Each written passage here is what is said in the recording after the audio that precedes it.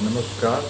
वैदेही ज्ञान दर्शन चैनल पर आपका स्वागत करते हैं।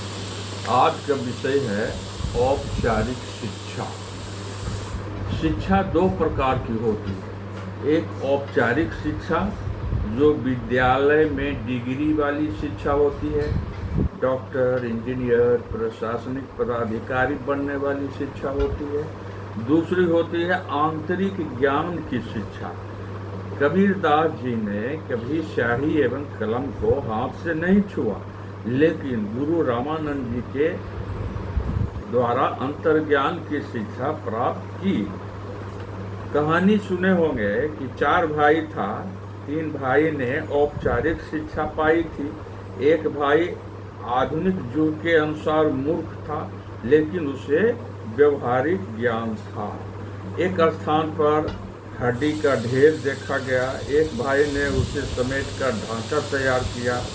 दूसरे भाई ने ढांचे पर चर्म और मांस चढ़ाया, वह बाघ का ढांचा था। तीसरे भाई ने कहा, मैं इसमें जान डालूंगा। चौथा भाई, जिसे मूर्ख समझा जाता था, औपचारिक शिक्षा नहीं मिला था, वह वृक्ष पर चढ़ गया। ढांचा में जान डाला गया, बाघ जीवित हो गया, उसने तीनों भाई को मार दिया और चौथा भाई की जान बच गई। यही है व्यवहारिक ज्ञान। दुनिया में जितना भी लड़ाई होता है, युद्ध होता है, सब औपचारिक शिक्षा पाने वाले ही करते हैं। व्यवहारिक शिक्षा पाने वाले व्यक्ति युद्ध नहीं करते। वह सबों के जीवन का मूल्य समझते हैं। आज देश में हर चुनाव के समय नेताजी गला फाड़ फाड़ कर झूठ की घोषणा करते हैं, झूठ की शगुफा उगलते हैं। जनता को मानसिक रूप से गुलाम बनाने का प्रयास करते हैं। इनका ध्यान केवल सत्ता की कुर्सी पर होती है। जनता के सामने अच्छे अच्छे शब्दों की चटनी परोसते हैं और जनता को आपस में मनमुटाव कराकर सत्ता पाने का प्रयास करते हैं। भोली भाली जनता नेताजी के द्वारा दी गई शब्दों की चटनी को चाटते रहती है। दूरदर्शन पर बोले गए शब्दों का चीर-फाड़ होते रहता है, डिबेट चलता रहता है। फला नेता ने यह कहा, फला नेता ने यह कहा। जनता की भलाई की मूल भावना को गौण कर दिया जाता है। शब्दों की मकर जाल में जनता को मानसिक रूप से गुलाम बनाने का प्रयास किया जाता है। लेकिन आज की जनता नेता की सब चाल को समझती है।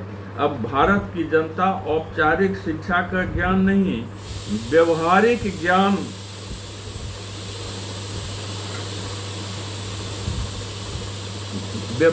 ज्ञान को प्राप्त कर लिया है। जनता जान चुकी है कि नेता द्वारा बोला गया शब्दों की चटनी से पेट भरने वाला नहीं है।